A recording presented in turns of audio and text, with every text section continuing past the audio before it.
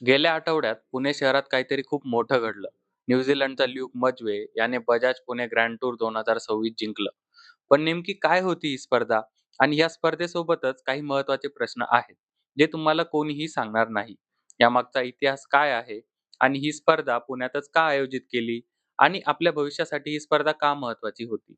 आज आपण या स्पर्धेमागची खरी गोष्ट जाणून घेणार आहोत. नमस्कार मित्रांनो, स्वागत आहे तुमचं आपल्या मराठी टुडे या यूट्यूब चॅनलमध्ये. आज आम्ही तुमच्यासाठी घेऊन आलो आहोत एक नवीन माहितीपूर्ण व्हिडिओ. जर तुम्ही आपल्या मराठी टुडे यूट्यूब चॅनलवरती नवीन असाल, तर कृपया चॅनलला सबस्क्राईब करा आणि बेल ऐकन दाबायला विसरू नका. तर मित्रांनो, सुरू करूया.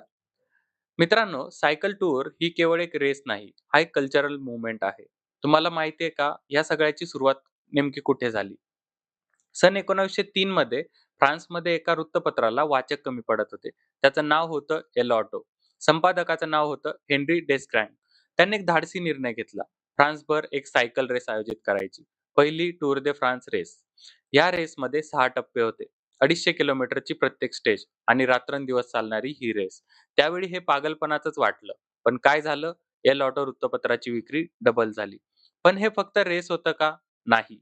टूर दे फ्रान्सने फ्रेंच लोकांना त्यांचाच देश दाखवला. पायरिनीसचे डोंगर, अल्प्सच्या खिंडी आणि छोट्या गावांची सुंदरता. आज टूर दे फ्रान्स हा जगातील तिसरा सर्वात जास्त पाहिला जाणारा स्पोर्टिंग इव्हेंट आहे. 3.5 अब्ज दर्शक. इतिहासकार म्हणतात, बहुतेक फ्रेंच लोकांना त्यांच्या देशाचा नकाशाच माहीत नव्हता, जो जोपर्यंत टूर दे फ्रान्सने त्यांना दाखवला नाही. याचप्रमाणे भारताला देखील सायकलिंगचा इतिहास आहे. भारतात एकेकाळी सायकल ही सर्वसाधारण गोष्ट होती. प्रत्येक घरात सायकल, प्रत्येक शहरात सायकलवाले. पण 1982च्या एशियन गेम्स नंतर भारतात मोठी सायकलिंग स्पर्धा झालीच नाही. 2013 मध्ये शेवटचा UCI इव्हेंट झाला. मग त्यानंतर 13 वर्ष काहीच झालेलं नाही.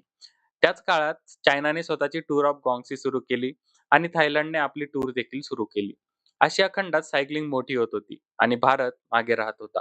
अशातच 2025च्या जूनमध्ये पुणे डिस्ट्रिक्ट ॲडमिनिस्ट्रेशन आणि सायकलिंग फेडरेशन ऑफ इंडिया यांनी एक धाडसी निर्णय घेतला. UCI कडे पुणे ग्रँड टूरसाठी प्रपोजल पाठवलं. भारतातील पहिली UCI स्टेज रेस आणि ते प्रपोजल मंजूरही झालं. आता प्रश्न येतो, ही ग्रँड टूर स्पर्धा पुण्यातच का झाली? याची प्रमुख 3 कारणं होती. पहिलं म्हणजे जॉग्राफी. पुण्याभोवती वेस्टर्न घाट्स सह्याद्री जवळ असल्यामुळे चॅलेंजिंग आणि सुंदर राउट्स मिळतात. किल्ले, सपाट रस्ते, डोंगराळ प्रदेश सगळं सायकलिंगसाठी एकदम परफेक्ट वातावरण आहे. दुसरं म्हणजे इन्फ्रास्ट्रक्चर. पुण्याला IT हब असं मानलं जातं. चांगले रस्ते, आंतरराष्ट्रीय एअरपोर्ट सगळ्याच गोष्टी इथे तयार आहेत. आणि तिसरं आणि सगळ्यात महत्त्वाचं कारण म्हणजे पुण्याला सायकल कॅपिटल असं ओळख होती आणि पुण्याला आपली ही ओळख परत हवी होती. तर मित्रांनो, आता जाणून घेऊया या रेसबद्दलच्या काही इंटरेस्टिंग गोष्टी. ही स्पर्धा भारतासाठी जरी ऐतिहासिक असली, तरी आंतरराष्ट्रीय सायकलिंग जगतात तिला कुठलाही इंडियन कोटा मिळालेला नव्हता. युनियन सायक्लिस्ट इंटरनॅशनल म्हणजे UCI या जागतिक संस्थेने पुण्याला फ्रान्स, बेल्जियम किंवा स्पेनमधल्या शहरांसारखंच तपासलं गेलं. इथे आपल्याकडे थोडं चालून जाईल असं काहीच नव्हतं.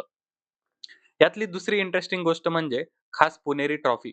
या रेससाठी जी ट्रॉफी बनवली गेली होती, ती पुण्यातील तांबट अळीमधील कारागिरांनी बनवली होती. ही ट्रॉफी पुण्याचे किल्ले आणि संस्कृती दर्शवते. त्यासोबतच बजाज ऑटोने पुणे पोलिसांना 400 सीसीच्या डॉमिनार बाईक्स रेस सिक्युरिटीसाठी दिल्या होत्या. आता एक आकडा ऐका. 171 इतके रायडर्स या रेसमध्ये उतरले होते. UCI 2.2 कॅटेगरीमध्ये सामान्यपणे 125च्या आसपास रायडर्स असतात. पण पुण्यात पहिल्याच एडिशनमध्ये संपूर्ण कॅटेगरीमध्ये सगळ्यात जास्त रायडर्स होते आणि हाच आकडा जागतिक विक्रम ठरला. ही स्पर्धा खऱ्या अर्थाने ग्लोबल होती. 35 वेगवेगळ्या देशांमधून रायडर्स आले होते. युरोप, आशिया, आफ्रिका, ऑस्ट्रेलिया आणि मिडल ईस्ट 5 खंडांचं प्रतिनिधित्व एका भारतीय शहरामध्ये.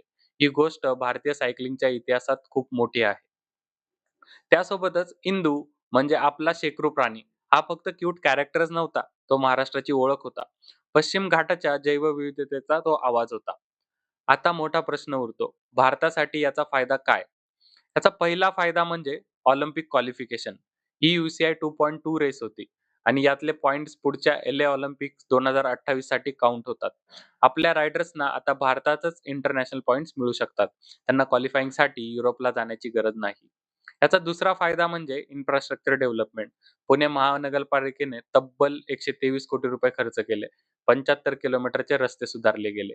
या इव्हेंटचं एकूण 90 देशांमध्ये थेट प्रक्षेपण करण्यात आलं. त्यामुळे पुण्याला आंतरराष्ट्रीय स्तरावर एक नवीन ओळख मिळाली. इंडियन रायडर्ससाठी ही फक्त होम रेस नव्हती. घरचं मैदान, घरची प्रेक्षक आणि जगभराचं लक्ष होतं. प्रेशर दुप्पट होतं, पण फायदा एक मोठा झाला. इंटरनॅशनल पेल्टन भारतातच अनुभवायला मिळाला. फॉरेन रायडर्सचं पोझिशनिंग, त्यांचे ड्राफ्टिंग, त्यांचे ट्रिक्स आणि टॅक्टिक्स हे सगळं प्रत्यक्ष पाहायला मिळालं. हे कोणत्याही ट्रेनिंग कॅम्पपेक्षा जास्त शिकवणारं होतं. या रेससाठी सुधारलेले रस्ते टेम्पररी नव्हते. रेस संपली, पण आपले रोड्स राहिले. प्लॅनिंग आणि इव्हेंट होस्टिंगचा कॉन्फिडन्स हे सगळं शहरासाठी कायमचं मिळालं. रेस कारण होती, पण याचा परिणाम मोठा होता. पुणे ग्रँड टूर ही फक्त एक सायकल स्पर्धा नव्हती, ती एक ऑडिशन होती. भारत जागतिक दर्जाच्या स्पोर्टिंग इव्हेंटसाठी तयार आहे का? याचं उत्तर होतं. आणि उत्तर मिळालं, होय, ठामपणे. पुणे ग्रँड टूर ही फक्त रेस नव्हती, ती भारताच्या स्पोर्टिंग फ्युचरची ट्रेलर होती.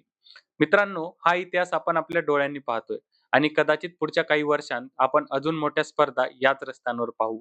पुन्हा एकदा आपलं पुणे सायकल कॅपिटल म्हणून उभं राहतंय, याचा आपल्या सगळ्यांना सार्थ अभिमान असायला हवा.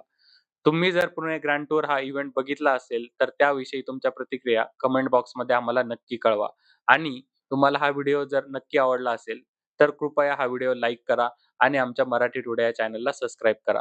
भेटूया पुन्हा अशाच नवीन माहितीपूर्ण व्हिडिओमध्ये. तोपर्यंत जय महाराष्ट्र.